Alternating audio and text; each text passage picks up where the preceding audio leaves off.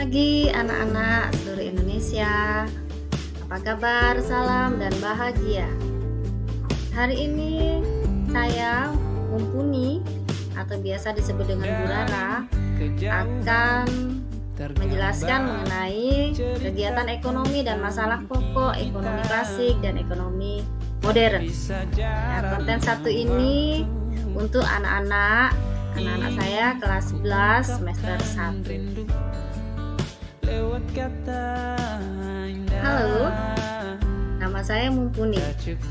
Saya tahun 2001 sampai 2003 itu bekerja sebagai guru di SMA Katolik Santo Thomas Aquino di Tangep, dan kemudian dilanjutkan 2003 sampai sekarang saya mengajar di SMA Katolik Santo Yosef Denpasar. Di sini ada kata-kata yang bagus dari Ki Hajar Dewantara, yaitu pendidikan diartikan sebagai tuntunan dalam hidup tumbuhnya anak-anak, menuntun segala kodrat yang ada pada anak-anak agar mereka dapat mencapai keselamatan dan kebahagiaan yang setinggi-tingginya, baik sebagai manusia maupun sebagai anggota masyarakat. Terus kan? Oke, itu kalian bisa scan akun YouTube saya. Di sana ada beberapa materi pembelajaran. Kalian bisa simak di sana. Nah, biasanya kalau saya melakukan presentasi di hadapan anak-anak sekalian, saya memberikan usulan tentang keyakinan kelas. Yang pertama itu ada ini. Itu artinya apa? Artinya kalian harus bersedia untuk mendengarkan tentang apa saja yang diungkapkan atau ide-ide apa dari teman-teman kalian.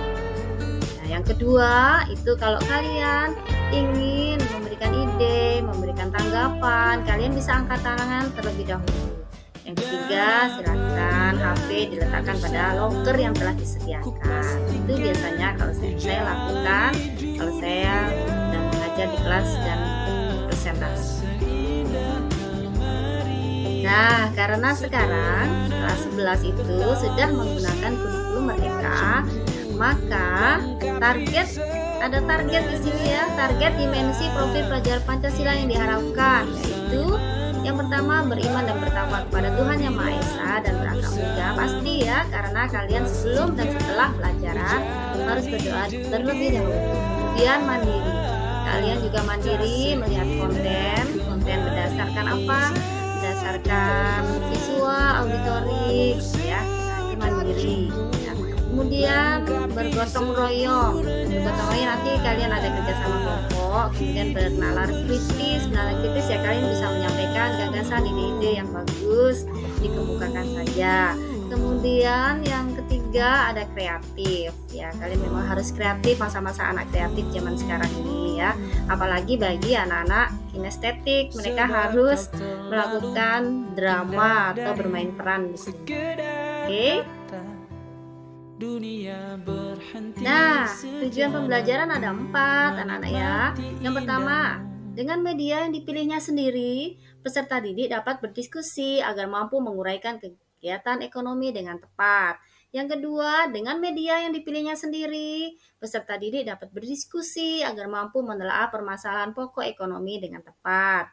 Dan yang ketiga, dengan media yang dipilihnya sendiri, peserta didik dapat berdiskusi agar mampu membandingkan peran pelaku ekonomi dengan tepat. Lalu yang keempat, dengan media yang dipilihnya sendiri, peserta didik dapat berdiskusi agar mampu menganalisis teori perilaku konsumen dan produsen dengan tepat. Kenapa dengan memilih media sendiri? Nanti kan di kurikulum Merdeka ini profil gaya belajar dibagi menjadi 3, yaitu mana yang visual, lalu yang auditori, dan mana juga yang itu Nah, mari kita mulai dengan pembelajaran, yaitu kegiatan ekonomi yang terdiri dari produksi, distribusi, dan konsumsi, serta masalah pokok ekonomi klasik dan modern. Sudah siap kan anak-anak dengan pembelajaran hari ini? Bagus, saya yakin kalian sudah siap semua. Jadi di sini ada halaman-halaman slide yang bisa kalian lihat. Yang pertama pertama adalah kegiatan ekonomi, ya. Yang kedua kegiatan produksi, lalu kegiatan distribusi, kegiatan konsumsi, dan masalah pokok ekonomi klasik serta masalah pokok ekonomi. Oke, siap ya? Nah, anak-anak yang hebat, pintar, kalian pasti sudah tahu kegiatan ekonomi itu apa? Coba kalian katakan kegiatan ekonomi itu. Oh, baik, pintar. Jadi kegiatan ekonomi adalah setiap kegiatan yang dilakukan manusia dalam rangka memenuhi kebutuhan hidupnya. Nah, kebutuhan hidup ini bisa berupa barang atau jasa. Jadi dari sini dapat kita simpulkan bahwa tujuan kegiatan ekonomi adalah untuk memenuhi kebutuhan hidup yang beragam. Nah, anak-anak, kegiatan ekonomi ada 3 bagian loh, ya. Yang pertama adalah produksi, yang kedua distribusi, yang ketiga konsumsi. Kenapa saya letakkan produksi di pertama? Iya, karena produksi kan menghasilkan barang, ya. Nah, kegiatan produksi itu kan menghasilkan barang, baru didistribusikan atau disalurkan, kemudian baru bisa kita konsumsi. Nah, kegiatan produksi itu apa? Suatu kegiatan di mana membuat barang, ya, menghasilkan barang dan jasa, ya. Itu apa? Untuk mendapatkan keuntungan, biasanya kalau produsen itu tujuannya. Lalu kegiatan distribusi itu apa? Kegiatan apa? Kegiatan menyalurkan barang dan jasa dari mana? Dari konsumen. Salah, dari produsen ke pihak konsumen, ya. Jadi orang yang melakukan kegiatan distribusi disebut distributor. Dan yang ketiga, kegiatan ketiga adalah konsumsi. Setelah barang itu diproduksi, kemudian didistribusikan, baru sampai ke tangan konsumen. Artinya konsumen mengkonsumsi barang dan jasa. Jadi kegiatan konsumsi itu diartikan sebagai kegiatan menghabiskan produk atau menggunakan secara berulang-ulang untuk mengurangi manfaat, kegunaan atau nilainya. Itu sudah paham? Oke. Nah, anak-anak, kegiatan produksi itu ada 2 macam, yaitu yang pertama adalah produksi jasa. Dan produksi jasa itu juga dibedakan menjadi 2 loh, ya. Yaitu dibedakan atas jasa yang langsung dapat memenuhi kebutuhan dan juga jasa yang tidak langsung memenuhi kebutuhan. Nah, sekarang apa sih contohnya jasa yang dapat langsung memenuhi kebutuhan? Ya, contohnya kalian nonton film. Nah, itu kan kamu itu produksi jasa yang langsung kamu menikmati. Kemudian perawatan dokter atau perawatan kecantikan, kamu di klinik-klinik kecantikan, ya, itu dapat memenuhi langsung jasanya. Atau kamu capek-capek kamu pijat, atau kamu nonton konser Coldplay, ya. Nah, itu yang dapat langsung memenuhi kebutuhan. Sedangkan yang produksi jasa yang tidak secara langsung memenuhi kebutuhan itu contohnya pengangkutan, perdagangan, dan perbankan. Ya, anak-anak. Yang kedua adalah produksi barang. Produksi barang juga dibedakan menjadi 2 loh, ya. Yang pertama adalah produksi barang konsumsi dan yang kedua adalah produksi barang modal. Kalau produksi barang konsumsi itu merupakan barang yang siap dikonsumsi, ya, siap dipakai, siap dimakan. Sedangkan barang modal itu adalah barang, ya, yang digunakan untuk menghasilkan barang lain atau barang berikutnya. Contohnya adalah mesin, peralatan, itu semua kan nanti digunakan untuk memproduksi barang ini. Itu sudah jelas kan? Oke. Nah, tujuan kegiatan produksi itu juga ada 2 macam, yaitu kalau bagi produsen pasti, ya, untuk meningkatkan keuntungan serta menjaga kesinambungan perusahaan. Sedangkan bagi konsumen apa? Untuk menyediakan berbagai benda. Benda itu bisa barang, bisa jasa. Untuk apa? Untuk memenuhi kebutuhan hidup kita. Nah, faktor-faktor produksi kalian sudah harus hafal, ya.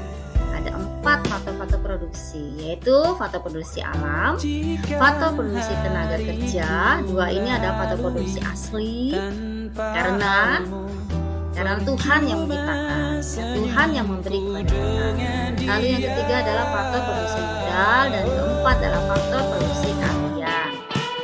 Faktor produksi alam itu adalah semua kekayaan alam dan semesta yang dapat digunakan dalam proses produksi dan merupakan pemberian Tuhan. Contoh, tanah, air, sinar matahari, udara, barang tambang. Mungkin kalian bisa memberikan contoh yang lain ya. Lalu yang kedua, faktor produksi tenaga kerja. Tenaga kerja ini dibedakan ya. Tenaga kerja menurut kualitas kerja dan tenaga kerja menurut sifat kerja. Nah, tenaga kerja menurut kualitas kerja. Tenaga kerja terdidik, namanya kalau terdidik berarti dia memerlukan pendidikan ya. Namanya dokter, guru, apalagi ya, kalian bisa sebutkan kan, dokter, guru, arsitek.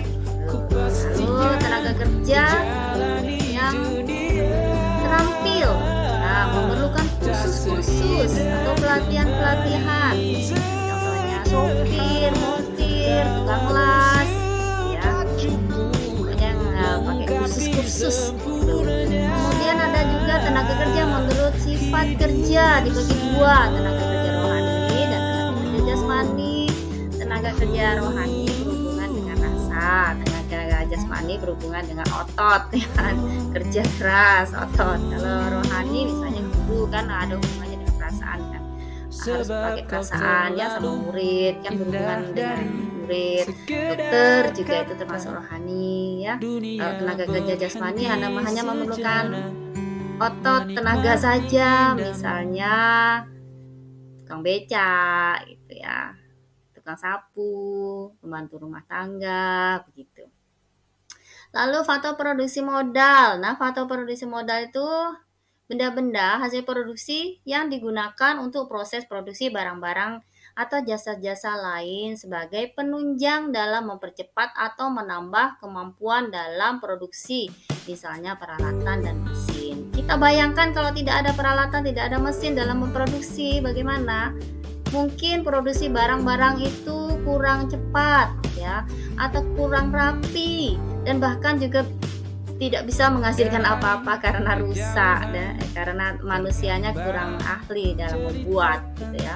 Yang keempat adalah faktor produksi keahlian. Nah, ini tidak kalah penting ya, mungkin sangat penting juga ya. Karena apa? Dialah ya, faktor produksi keahlian lah yang menentukan maksimal atau tidaknya proses produksi tersebut. Dia berperan aktif dalam mengkoordinasikan semua faktor-faktor produksi, yaitu alam, tenaga kerja, modal. Dia yang mengkoordinasikan. Nah, di sini ya keahlian itu misalnya seorang manajer gitu ya, dia yang mengolah semua faktor-faktor produksi. Nah, sekarang kita mulai dengan kegiatan distribusi. Tadi kalian sudah mendengarkan kan, distribusi itu adalah kegiatan yang dilakukan orang atau lembaga yang untuk menyampaikan barang dan jasa dari produsen ke konsumen yang membutuhkan. Ya, langkah-langkahnya ada 5 ya anak-anak ya. Yang pertama pembelian. Jelas ya, distributor, orang yang mendistribusikan barang tersebut membeli dari produsen ya. Kemudian yang kedua, langkah kedua, dia memilah dan mengelompokkan barang. Memilahnya sesuai dengan bentuk, ukuran maupun mutu dari barang tersebut.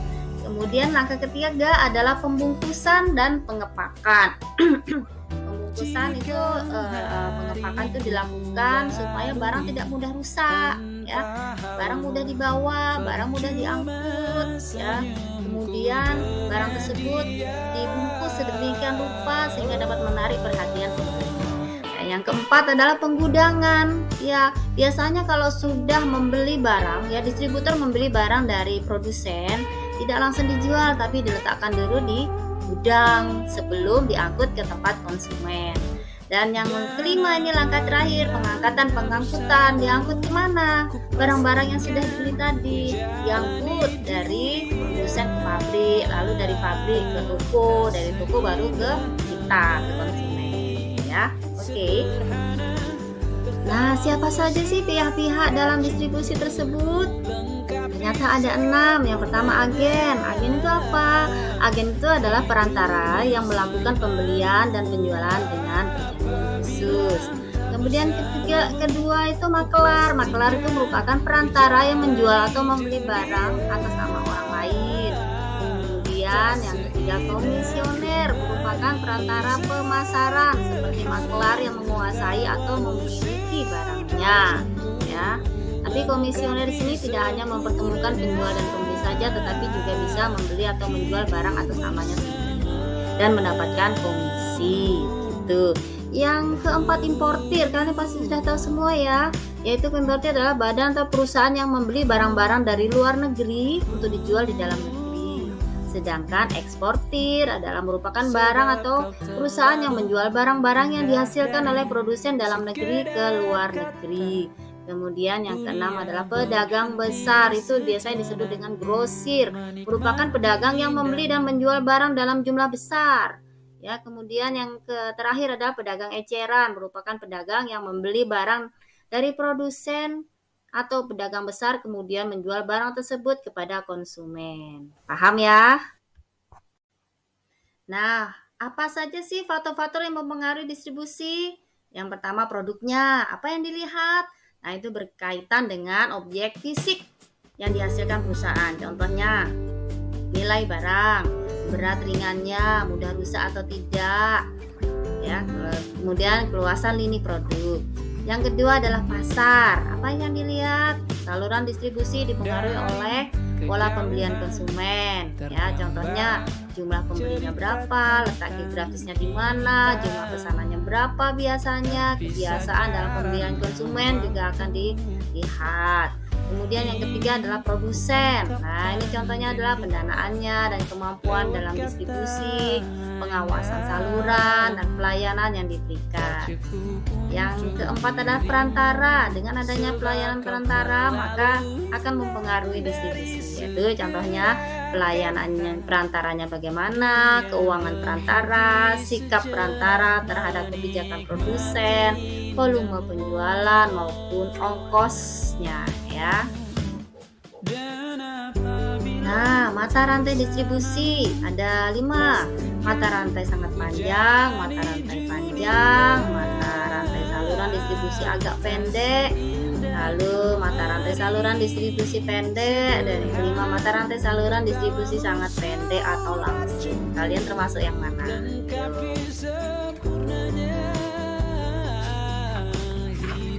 Nah, inilah rantai distribusi tadi, ya. Mulai dari yang mata saluran yang sangat pendek, yaitu produsen langsung ke konsumen. Kemudian mata saluran distribusi pendek, jadi dari produsen pengecer baru ke konsumen. Kemudian mata rantai saluran distribusi agak pendek, jadi dari produsen, pedagang besar, pengecer baru ke konsumen. Lalu yang mata rantai panjang, ini agak panjang lagi, dari produsen ke agen, dari agen tidak ke pedagang besar tapi langsung ke pengecer, dan kemudian ke kita, ke konsumen. Dan yang sangat panjang dari produsen masih ke agen dulu, lalu ke pedagang besar dulu atau grosir, lalu ke pengecer, baru ke konsumen akhir. Nah, anak-anak, sekarang kita beralih ke pengertian konsumsi, kegiatan konsumsi. Ya, pengertiannya adalah suatu kegiatan yang bertujuan untuk memakai, mengurangi, menghabiskan faedah suatu barang, faedah suatu benda itu bisa barang, bisa jasa, dalam rangka pemenuhan kebutuhan kita sehari-hari. Namun hati-hati dalam menilai apakah itu kegiatan konsumsi atau bukan, ya. Nah, yang dimaksud dengan ciri-ciri benda konsumsi apa saja? Yaitu yang pertama, benda-benda yang dikonsumsi adalah benda ekonomi atau benda yang memperoleh pengorbanan, ya. Untuk memperolehnya itu memerlukan pengorbanan. Yang kedua, benda yang dikonsumsi ditujukan untuk memenuhi kebutuhan hidup. Contohnya, makan buah, naik pesawat, pangkas rambut, berobat ke dokter, gitu ya. Nomor 3, manfaat nilai volume benda-benda yang digunakan akan habis sekaligus atau berangsur-angsur, gitu. Nah, pembagian benda konsumsi apa saja? Tadi yang dimaksud dengan benda itu barang dan jasa, ya, jangan lupa ya. Jadi yang pembagiannya adalah benda yang habis dalam sekali pemakaian. Contohnya makan, minum, obat-obatan itu habis dalam sekali pemakaian atau berangsur-angsur pemakaiannya, ya. Kemudian benda yang nomor 2, benda yang pemakaiannya berulang-ulang atau pemakaiannya dalam jangka waktu relatif lama. Misalnya kamu punya pakaian, itu kan nggak sekali pakai buang kan. Lalu sepatu, tas itu pemakaiannya lama, ya. Nah, menurut kalian apa sih tujuan kegiatan konsumsi yang biasanya kalian lakukan? Ada yang bisa jawab? Bagus sekali, yaitu tujuan kegiatan konsumsi adalah untuk memenuhi kebutuhan hidup secara langsung. Ya. Baik anak-anak, faktor-faktor yang mempengaruhi konsumsi apa saja? Ternyata ada 2 faktor, yaitu faktor ekonomi dan faktor non-ekonomi. Nah, faktor ekonomi apa saja? Yang pertama adalah tingkat pendapatan. Jelas ya bahwa tingkat pendapatan seseorang akan mempengaruhi konsumsi. Kalau pendapatan kita tinggi, maka kita akan melakukan konsumsi yang lebih banyak. Begitu pula sebaliknya. Lalu tingkat harga barang dan jasa juga mempengaruhi konsumsi kita. Kalau harganya mahal, mungkin kita akan tidak melakukan konsumsi barang ya, atau kita lebih sedikit mengkonsumsi barang tersebut ya. Kalau harganya murah, nah kita borong, begitu biasanya ya. Kalau anak-anak perempuan biasanya suka borong. Kemudian yang ketiga, ketersediaan jumlah barang dan jasa. Apabila kita punya uang tapi barangnya tidak ada, kita juga tidak jadi melakukan pembelian atau tidak jadi melakukan konsumsi. Kemudian faktor non ekonomi apa saja? Jumlah tanggungan keluarga. Jelas ya, jumlah tanggungan keluarga juga mempengaruhi tingkat konsumsi. Semakin banyak tanggungan keluarga, semakin banyak konsumsinya. Semakin sedikit jumlah tanggungan keluarga, semakin sedikit konsumsinya. Lalu tingkat pendidikan juga akan mempengaruhi jumlah konsumsi. Semakin tinggi pendidikan seseorang, maka konsumsinya semakin besar ya. Misalnya anak-anak SMA sama anak-anak kuliah pasti tingkat konsumsinya berbeda ya. Kalau anak-anak kuliah mungkin tidak perlu laptop yang mahal, tapi anak-anak SMA tidak perlu laptop mahal, tapi anak-anak kuliah perlu sekali laptop yang mahal ya, yang bagus sekalian. Lalu tempat tinggal juga mempengaruhi konsumsi ya. Nah, lingkungan tempat tinggal mempengaruhi konsumsi lingkungannya bagaimana. Misalnya sosialita, dia konsumsinya pasti yang mahal-mahal dan banyak ya, yang biasa-biasa saja ya. Kemudian faktor apa lagi? Yang faktor tempat tinggal juga mempengaruhi konsumsi. Misalnya begini, misalnya daerah pegunungan dia konsumsinya misalnya ikan, karena kan tidak ada di pegunungan, tidak ada ikan ya. Daerah laut ya banyak ikan tapi tidak ada sayur-sayuran, dia mencari sayur-sayuran ya. Kemudian ada hubungannya dengan apa lagi? Lingkungan sosial, budaya, agama, adat istiadat itu juga mempengaruhi ya. Orang Jawa sukanya makan manis, orang Bali suka makan pedas, gurih ya. Kemudian apa lagi bisa kalian sebutkan? Hebat, kalian hebat. Nah, sekarang adalah materi pembagian masalah pokok ekonomi, yaitu klasik dan modern. Masalah pokok ekonomi itu ada 2 saja, klasik dan modern. Apa saja itu ya? Nah, anak-anak, permasalahan pokok ekonomi klasik itu apa saja? Yang pertama adalah masalah produksi. Ya, masalah produksi itu bagaimana caranya manusia itu dapat perusahaan dapat memproduksi barang sesuai dengan kebutuhan. Maka dari itu perlu juga diadakan survei supaya tidak salah produksi. Kan nggak lucu ya anak-anak ya kalau kita sudah memproduksi barang ternyata barangnya tidak laku karena tidak ngetren begitu. Yang kedua adalah masalah distribusi. Apa sih yang menjadi masalah distribusi? Oh, ternyata yang menjadi masalah distribusi ada penyalurannya. Bagus nggak penyalurannya dari produsen ke konsumen ya? Apakah ada bencana alam? Kalau ada bencana alam kan pasti distribusinya tidak lancar. Atau misal jembatannya runtuh, jembatannya ambruk. Nah, itu juga menjadi masalah dalam produksi. Karena apa? Barangnya jadi tidak sampai kalau ada yang seperti itu ya. Kemudian yang ketiga adalah masalah konsumsi. Nah, masalah konsumsi itu barang-barang yang tadi sudah diproduksi itu apakah sudah sampai pada orang yang tepat gitu ya. Karena kalau tidak tepat maka akan sia-sia barang itu diproduksi. Ya. Misalnya gini, misalnya kalian menjual tabung gas ke sebuah desa, tapi ternyata di desa itu tidak pakai gas, tidak punya kompor gas, punyanya minyak tanah, pakai minyak tanah lah. Lalu untuk apa ya kan? Jadi tidak tepat ya, tidak sampai di tangan yang tepat. Begitu anak-anak sudah mengerti? Nah, masalah pokok ekonomi modern yaitu what? Nah, apa sih barang dan jasa yang diproduksi harus sesuai dengan kebutuhan ya, tidak asal memproduksi. Lalu bagaimana caranya memproduksi barang dan jasa? Kemudian untuk siapa barang dan jasa tersebut dinikmati ya, masyarakat yang mana, jangan sampai salah orang ya dalam memproduksi barang kemudian tidak tahu itu barang itu digunakan untuk siapa gitu. Oke. Nah, sudah sampai penghujung saudara-saudara, anak-anak sekalian seluruh Indonesia yang baik hati dan anak-anak yang hebat. Ya, di sini ada, kalian bisa scan Google Site saya di sini. Kemudian ini kontak saya semua. Kalian bisa menghubungi saya jika ingin bertanya atau mungkin tukar ide, gagasan, ada gagasan baru dari kalian, gimana caranya mungkin saya kurang kreatif dalam membuat. Silahkan, saya sangat senang sekali belajar. Terima kasih ya anak-anak.